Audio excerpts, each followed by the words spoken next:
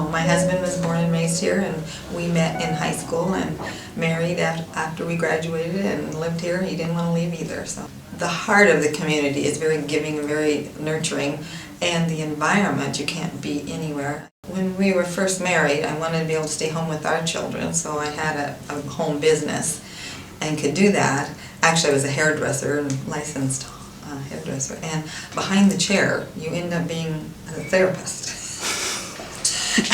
And I always wanted to go back to school and work with kids, so I did that. And then I was really good friends of the lady that founded the Children's Village, and I helped her with some of the fundraising in the very beginning. Then eventually went back and got my master's and went on to be the agency director. Then we formed a foundation in '95. We, another gentleman, a lawyer, and I, and then I moved into the development director of the foundation.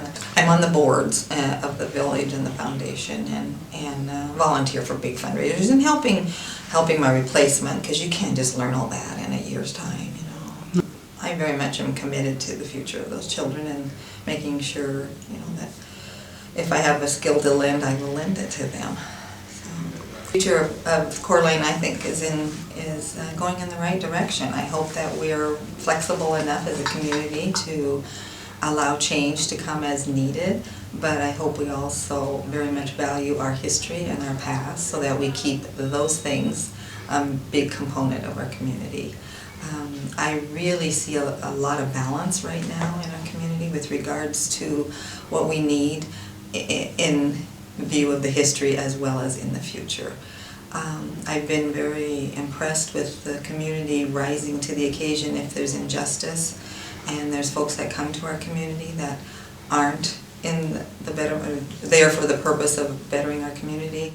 An example, as we were speaking about, Barb, is the negative factions that from time to time have come to Coeur d'Alene, such as neo-Nazis or Aryan Nation type folks. And if we had had some good social workers or some committed folks to reach out to those individuals when they were small children, I truly believe they would not have gone down that path. They needed to belong, and perhaps they didn't have a family to belong, or the family was not a safe place. So they reached out to other entities or groups of folks, and they weren't the positive types of belonging. But if we can get to our children early enough, I think we can turn them all into productive citizens. When you reach out and ask for help, there are so many people that come forward to help, whether it be donating their talent or donating their time or the financial support that we've seriously needed. We don't have a lot of government support for those areas, but our community has really come together, and we've been able to provide a wonderful home for the children and the education, and surround them with loving staff, and continue to monitor them as they grow up and become young adults. And we couldn't do it alone at all, but we worked hard to be debt-free and be fiscally responsible for those donations, and the community has come to our aid whenever we've called and helped. And I've always said, no matter what the economic future looked like, if we put a story in the paper and said we needed help, we would get it, because our community is just like that.